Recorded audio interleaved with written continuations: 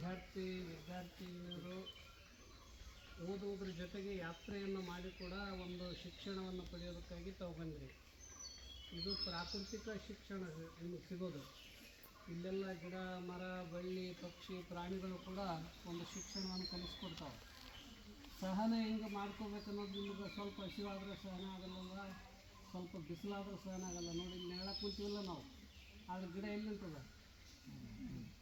ಬಿಸಿಲಾಗದ ನೆರಳಾಗದು. ಆದ್ರೆ ಅದು ಎಷ್ಟು ಸಹನ ಮಾಡ್ಕೊಂಡು ಬಿಸಿಲಾಗ ತಾನು ನಿಂತು ನಮಗೆ ನೆರಳು ಹಣ್ಣು ಎಲ್ಲ ಕೊಡ್ತದಲ್ಲ, ಇದು ಒಂದು ಪಾಠ. ಮತ್ತು ಇಲ್ಲಿ ಪಕ್ಷಿ ಪ್ರಾಣಿಗಳಿಗೆ ಆಶ್ರಯ ಕೊಡ್ತದೆ, ಭೂಮಿಯನ್ನು ಫಲವತ್ತತೆ ಮಾಡ್ತದೆ, ಮಳೆ ಬರುವಂತೆ ಮಾಡ್ತದೆ. ಇಷ್ಟೆಲ್ಲ ಮಾಡಿದ್ರೆ ಅದಕ್ಕೆ ಯಾರಾದ್ರೂ ಏನಾದ್ರು ಪ್ರಶಸ್ತಿ ಕೊಡ್ತಾರೆ?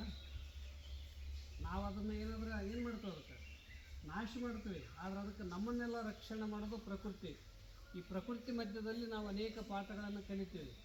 ಇದೆಲ್ಲ ಚೆನ್ನಾಗಿ ಓದಬೇಕು, ಮೊಬೈಲ್ಗಳನ್ನು ಕಡಿಮೆ ಉಪಯೋಗ ಮಾಡಬೇಕು, ಆಟಗಳನ್ನು ಚೆನ್ನಾಗಿ ಆಡಬೇಕು, ಊಟ ಚೆನ್ನಾಗಿ ಮಾಡಬೇಕು, ಪರಸ್ಪರ ಆತ್ಮೀಯತೆ ಇರಬೇಕು, ಮತ್ತು ಶಾಲೆಯಲ್ಲಿ ಅಂದಿಂದಂದ ಹೋಮ್ವರ್ಕ್ ಮಾಡ್ಕೋಬೇಕು. ಈ ರೀತಿಯಾಗಿ ನಿಮ್ಮ ಜೀವನ ಇತ್ತು ಅಂದರೆ ನೀವು ಯಶಸ್ವಿ ಆಗ್ತೀರಿ. ಪ್ರತಿಯೊಬ್ಬ ಮನುಷ್ಯ ಬದುಕೋದು ಯಾವುದರಿಂದ ಅಂದರೆ ಈ ಪ್ರಕೃತಿ ಒಂದು ಕಲೆ ಪ್ರತಿಭೆಗಳನ್ನು ಕೊಟ್ಟರೆ ನಿಮ್ಮಲ್ಲಿ ಅದ. ಒಬ್ಬೊಬ್ಬರಲ್ಲಿ ಒಂದೊಂದು ವಿಶೇಷ ಗುಣ ಅದಾವೆ, ಒಬ್ಬೊಬ್ಬರಲ್ಲಿ ಒಂದೊಂದು ಕಲೆ ಪ್ರತಿಭೆಗಳಿದಾವೆ. ಆ ಕಲೆ ಪ್ರತಿಭೆಗಳ ವಿಕಾಸ ಮಾಡೋದೇ ಶಿಕ್ಷಣ. ಅದಕ್ಕಂತ ಬಂದು ನಮ್ಮ ಬದುಕಿನ ನಮ್ಮನ್ನು ಯಾವುದು ರಕ್ಷಣೆ ಮಾಡ್ತದ ಅಂತಂದರೆ ಜ್ಞಾನ ರಕ್ಷಣೆ ಮಾಡ್ತದೆ. ನಾವು ಸಾಧನೆ ಮಾಡೋಕ್ಕೆ ಏನಿರಬೇಕಂದ್ರೆ ಆರೋಗ್ಯ ಇರಬೇಕು, ಸಂತೋಷವಾಗಿರೋಕ್ಕೆ ಏನಿರಬೇಕಂದ್ರೆ ಮನಸ್ಸು ಸ್ವಚ್ಛ ಇರಬೇಕು. ಈ ರೀತಿಯಾಗಿ ವಿಶೇಷ ಗುಣಗಳನ್ನು ನಾವು ಪಡೆದುಕೊಂಡಾಗ ಮಹಾನ್ ವ್ಯಕ್ತಿಗಳಾಗ್ತೀವಿ.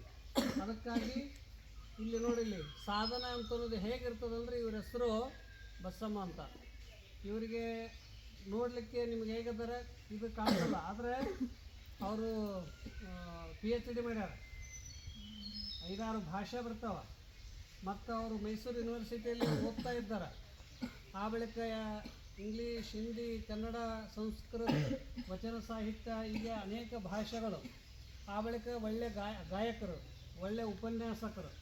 ಅದಕ್ಕೀಗ ಅವರು ನಿಮ್ಮನ್ನು ಕುರಿತು ಒಂದು ಹಾಡು ಹಾಡ್ತಾರೆ. ಆ ಬಳಿಕ ಒಂದಿಷ್ಟು ಮಾತುಗಳು ಹೇಳ್ತಾರೆ. ಅವರಿಗೆ ಅದಕ್ಕೆ ನಿಮ್ಮೆಲ್ಲರ ವತಿಯಿಂದ ಸ್ವಾಗತ.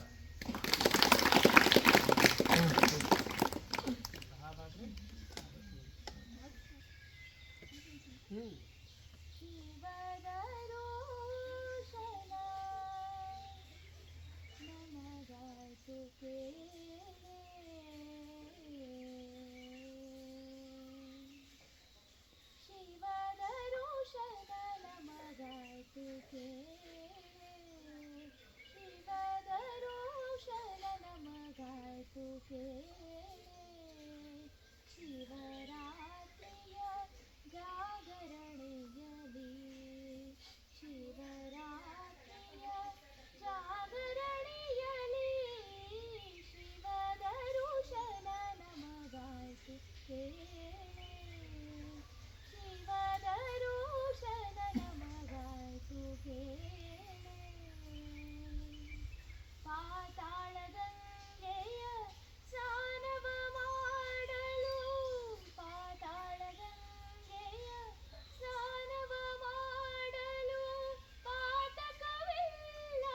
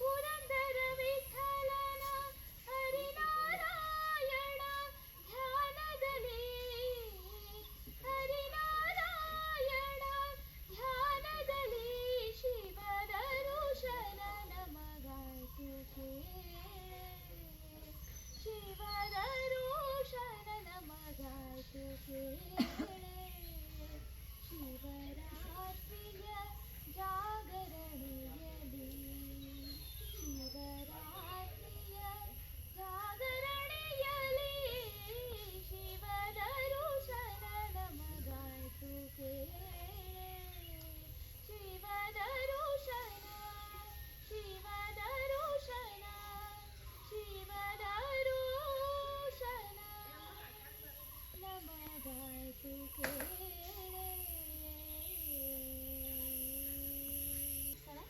ನಾನು ಆ್ಯಕ್ಚುಲಿ ನಿಮ್ಮ ಥರನೇ ಇನ್ನೂ ಚಿಕ್ಕವಳು. ಸ್ವಾಮೀಜಿ ಅಷ್ಟೇ ನಂಗೆ ಮಾತಾಡೋಕ್ಕೆ ಹೇಳಿದ್ದಾರೆ. ನಾನು ಆ್ಯಕ್ಚುಲಿ MA ಕಂಪ್ಲೀಟ್ ಮಾಡಿದ್ದೀನಿ ಪೊಲಿಟಿಕಲ್ ಸೈನ್ಸಲ್ಲಿ. ನೆಕ್ಸ್ಟು PhD ಮಾಡಬೇಕಿನ್ನು. ನನಗೆ ಪೊಲಿಟಿಕಲ್ ಸೈನ್ಸ್ ಅದು ಮಾನಸ ಗಂಗೋತ್ರಿ ಯೂನಿವರ್ಸಿಟಿಲಿ ಮೈಸೂರಲ್ಲಿ ಮಾಡಿದ್ದು, ಮೇನ್ ಕ್ಯಾಂಪಸ್. ಸೊ ಒಂದು ಚಿನ್ನದ ಪದಕ ಕೂಡ ದೊರೀತು ನನಗೆ ಅದರಲ್ಲಿ. ಏನಾದರೂ ಪ್ರಶ್ನೆ ಇದ್ರೆ ಕೇಳಿ, ಅದೇನು ಬಗ್ಗೆ ಕೇಳ್ಬೋದು. ಕೇಳಿ, ನನಗೆ ಸ್ವಲ್ಪ ಮಟ್ಟಿಗೆ ಉತ್ತರಿಸ್ತೀನಿ, ಗೊತ್ತಿಲ್ಲ ಅಷ್ಟು. ಫೆಲೋಶಿಪ್ ಆಗಿದೆ. 3rd ಸೆಮಿಸ್ಟರ್ ಮಾಸ್ಟರ್ಸ್ ಮಾಡುವಾಗಲೇ ನೆಟ್ ಕ್ಲಿಯರ್ ಆಗಿತ್ತು. ತಂದೆ ಫೈನಾನ್ಷಿಯಲ್ ಸಪೋರ್ಟು, ತಾಯಿ ಹೆಜ್ಜೆ ಹೆಜ್ಜೆಗೂ ನನ್ನ ಕೈ ಹಿಡಿತಾ ನಡೆಸ್ತಾರೆ ಅಂತ ಹೇಳ್ಬೋದು.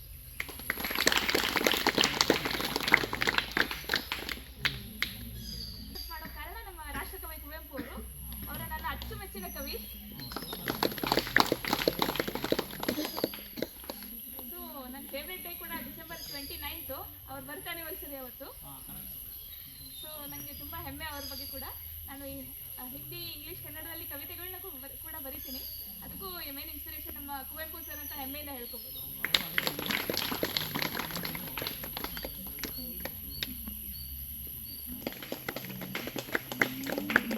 ದಯವಿಟ್ಟು ತೊಂದರೆ ಮಾಡಿಬಿಡಿ, ಎಕ್ಸಾಮ್ ಬರೆಯುವಾಗ ನನ್ನ ಪರೀಕ್ಷೆ ನಾನು ಬರಿತೀನಿ, ನೀವು ಬರೀರಿ, ಆಮೇಲೆ ಅದ್ರ ಬಗ್ಗೆ ಡಿಸ್ಕಸ್ ಮಾಡೋಣ ಅಂತ ಮಾತಾಡೋದು ಅಷ್ಟೇ.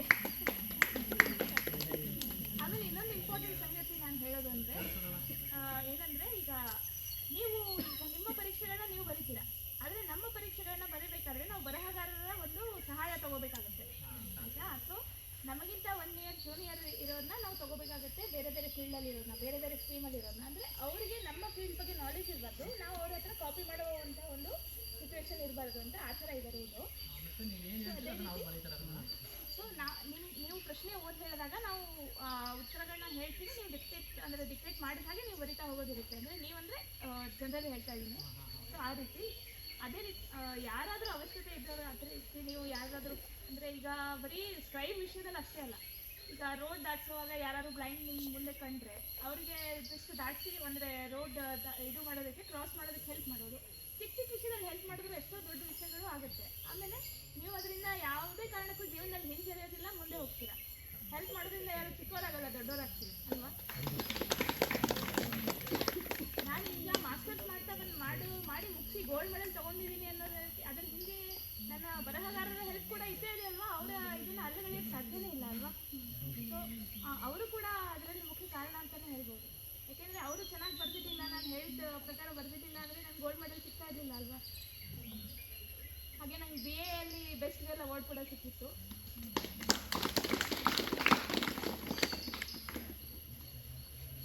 ಸೊ ಈ ರೀತಿ ನಾನು ಹೇಳೋಕ್ಕೆ ಇಷ್ಟಪಡ್ತೀನಿ. ಆಮೇಲೆ ಯಾರು ಕೂಡ ಪರ್ಫೆಕ್ಟ್ ಅಂತ ಇರೋದಿಲ್ಲ.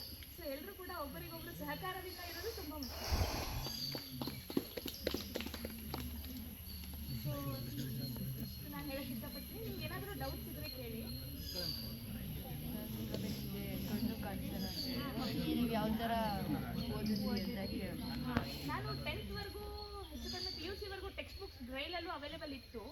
ಜೊತೆಗೆ ನಮ್ಮಮ್ಮ ನಾರ್ಮಲ್ ಟೆಕ್ಸ್ಟ್ ಬುಕ್ಸ್ ರೆಫರ್ ಮಾಡಿ ನಂಗೆ ಹೇಳ್ಕೊಡ್ತಾ ಇದ್ರು.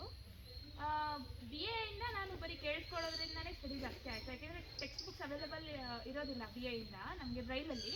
ನಮ್ಮ ಲಿಪಿ ಬೇರೆ ಇರುತ್ತಲ್ಲ ಬ್ರೈಲ್ ಅಂತ, ಅದರಲ್ಲಿ ಇರೋದಿಲ್ಲ.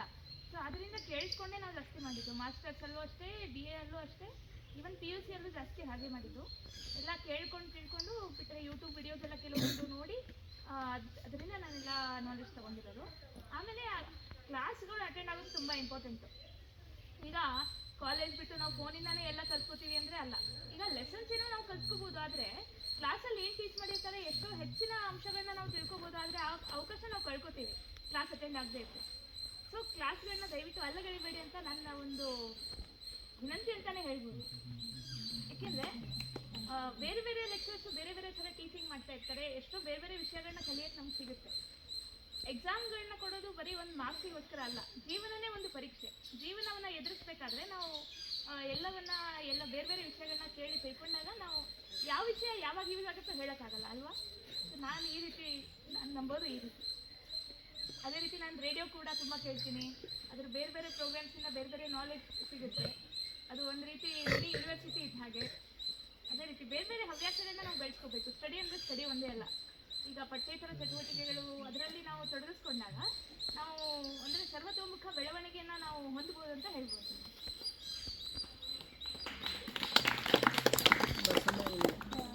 ನಾನು ಸಂಗೀತ ಕಲ್ತಿದ್ದೀನಿ, ಅಬ್ಯಾಕಸ್ ಮಾಡಿದ್ದೀನಿ. ಅಬ್ಯಾಕಸ್ ಅಂದರೆ ಗಣಿತವನ್ನು ಬೇಗ ಬೇಗ ಮಾಡುವಂಥದ್ದು. ಅಲೋಹ ಅಂತ ಒಂದೇನು ಅಬ್ಯಾಕಸಲ್ಲಿ ಇದು ಬರುತ್ತೆ, ಅದನ್ನು ನಾನು ಮಾಡಿರೋದು. ಅದರಲ್ಲಿ ನನಗೆ ಸ್ಟೇಟ್ ಲೆವೆಲಲ್ಲಿ ಒಂದು ಗೋಲ್ಡ್ ಮೆಡಲ್ ಸಿಕ್ತು. ಹಾಗೆ ಸ್ಟೇಟ್ ಲೆವೆಲಲ್ಲಿ 2 ಸಲ ಫಸ್ಟ್ ಪ್ರೈಸ್ ಸಿಕ್ಕಿದೆ.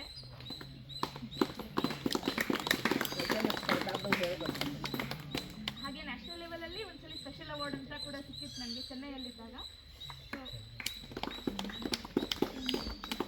ಅಂದರೆ ನಾನು ನನ್ನ ಬಗ್ಗೆ ಹೇಳ್ಕೋಬೇಕು ಅಂತ ಈ ಮಾತು ಹೇಳ್ತಾ ಇಲ್ಲ. ಅಂದರೆ ನಾನು ಏನು ನೋಡಿದ್ರೇನು ಇಷ್ಟು ಮಾಡೋದಕ್ಕೆ ಭಗವಂತ ಇದು ಮಾಡ್ತಾ ಇದ್ದಾನೆ ಅಂದರೆ ನೀವು ಎಷ್ಟೆಲ್ಲ ಮಾಡ್ಬೋದು ಅನ್ನೋದನ್ನು ಅದಕ್ಕೋಸ್ಕರ ಈ ಮಾತು ಹೇಳ್ತಾ ಇದ್ದೀನಿ ಅಷ್ಟೇ, ಬೇರೆ ಏನಿಲ್ಲ.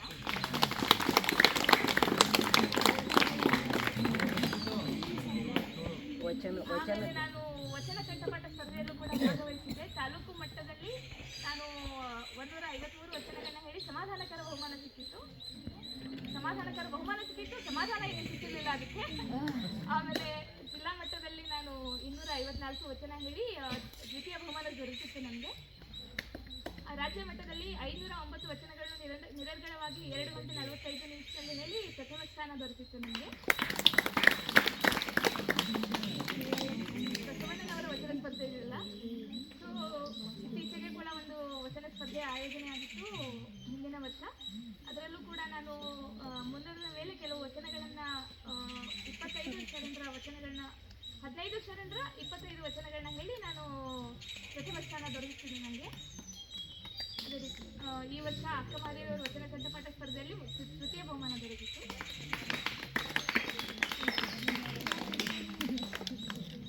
ಸೊ ನಾನೇನು ಹೇಳಕ್ಕೆ ಇಷ್ಟಪಡ್ತೀನಿ ಅಂದರೆ ನಾವು ಏನು ಮಾಡ್ತಾ ಇದ್ದೀವಿ ಅದರಲ್ಲಿ ಸಂಪೂರ್ಣ ಏಕಾಗ್ರತೆ ಇದ್ದರೆ ನಾವು ಏನು ಬೇಕಾದರೂ ಸಾಧಿಸ್ಬೋದು ಅನ್ನೋದನ್ನು ನಾನು ಹೇಳಕ್ಕೆ ಇಷ್ಟಪಡ್ತೀನಿ.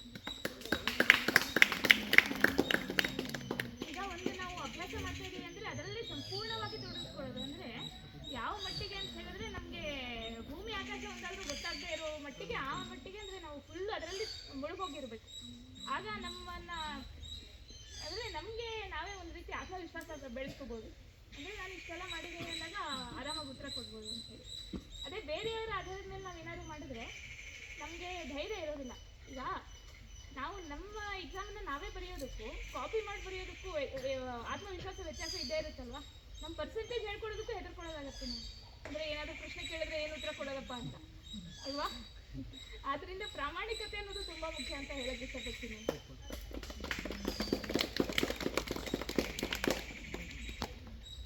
ಸೊ ಮತ್ತೇನಾದರೂ ಡೌಟ್ಸ್ ಇದ್ರೆ ಹೇಳ್ಬೋದು. ನಾನು ತುಂಬ ಮಾತಾಡ್ಬಿಟ್ಟೆ ಅನಿಸುತ್ತೆ.